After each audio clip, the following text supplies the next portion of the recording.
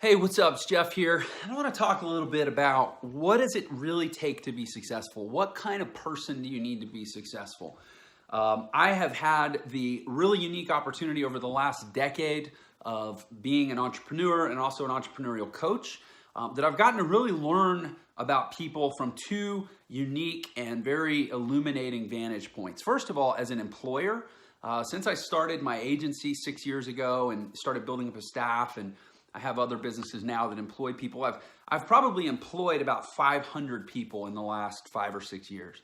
And also as a coach, I don't do it as much now, but before, years ago, when I was almost exclusively online and I was coaching a lot of people on affiliate marketing and online training, I had a chance to actually coach and do one-on-one consulting for like hundreds of people in that. And so between the two, I've probably got 1,000 people or more that I've had a chance to not only have them tell me what they want and tell me what they're going to do, but I've actually gotten to observe them in the real world, not only what they say they're going to do and what they say they want, but what they actually do and what they actually seem to want based on their behavior. As an employer, I see what people do every day. We evaluate what people do on a monthly or quarterly basis, or even annual reviews. And then as a coach, so often it was, okay, here's what you're going to do this week. Now I'll talk to you next week, and every week we'd see what they actually did, not just what they said, not just what they say they wanted, but what did they did, and what they did really say about what they really wanted and what they were willing to do to get it, right? So I feel like I've got this decade-long base of experience from which to comment. And I'm going to say this about people and about success and about who succeeds. Successful people are what I call in the weeds type of people. These are people that are willing to get down in the weeds, pull the weeds themselves, get their hands dirty, like do the work. They'll think, they'll process, they'll get into the minutia, the granular, the nitty gritty. Obviously, as a leader, as an architect of business, as an enterprise owner, you have to be able to step back and see the big picture. But I think that so often we get so captivated by this idea of these business owners, these titanic entrepreneurs like Bill Gates and Elon Musk and Jeff Bezos and Richard Branson and you name it, go down the list. We get so caught up in this idea of these people as like these big global visionaries. Even take a guy like Warren Buffett, right? We call him the Oracle. These big visionaries that see the big picture. But let me tell you something about every person I just named. These are people that will get their hands dirty. They will get in and do the work, right? Take like Warren Buffett, right? The guy's not a psychic. The guy knows how to read financial statements, probably better than just about anyone. And sure, he has all this wisdom and all these connections, and now he goes around and he speaks. But at the end of the day, he bought an insurance company called Berkshire Hathaway, morphed it into an investment company by making good, sound financial decisions based on financial data. He's like the original quant. He can read data and from that extract decisions. Elon Musk, people, he's a visionary, this and that. Yeah, he's a visionary now, but he has degrees in, Elon is physics. It's degrees from two different schools. He has a physics degree and I want to say an economics degree, right?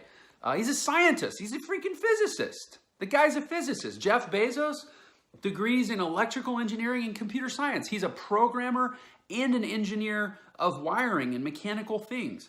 Even Richard Branson, who's kind of got this reputation of like, the most sort of casual everyman. He's like, the safari hunter entrepreneur or something. But the guy got his hands dirty. He spent a decade building a record store in London, started a record label, did his own A&R, went out and signed bands. Talk about getting your hands dirty. This guy signed the Sex Pistols.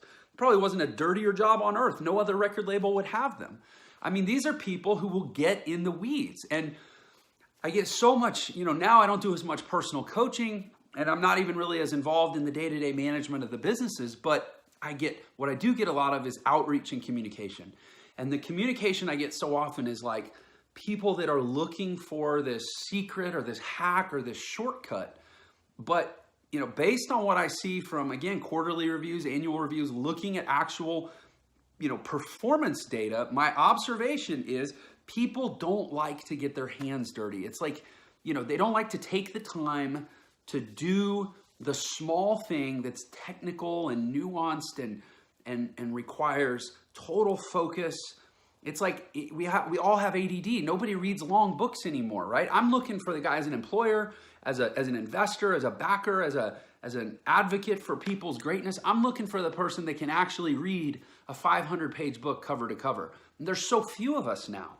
That's just not how most people are wired. Most people are wired to go in, they want to get the quick result, they want to get to the end, they want to leapfrog the process. But all successful people, look, unless somebody's just so lucky that they're irrelevant from a standpoint of what can we learn from them, they're all going to have their success rooted in day-to-day nitty-gritty grinding it out. Even a guy like Grant Cardone, who's not known for being like a big scholastic advocate, or he didn't go to a big Ivy League school or whatever. You ever hear him talk about real estate? Give that guy a prospectus on buying an apartment complex, and he's going to pick it apart at a level of detail with the best of them.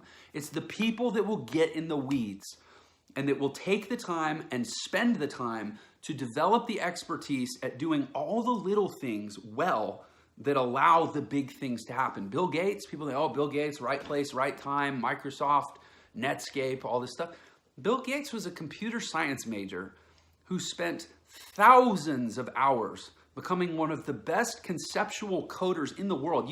They've interviewed Bill Gates' professors, and they've said when it came to the conceptual architecture of information systems, they never had a smarter student than Bill Gates. And everything he's done since then, that's fine, but it all derives from that. This ability to see the big picture always comes from the ability to operate within the small picture with great focus and great clarity.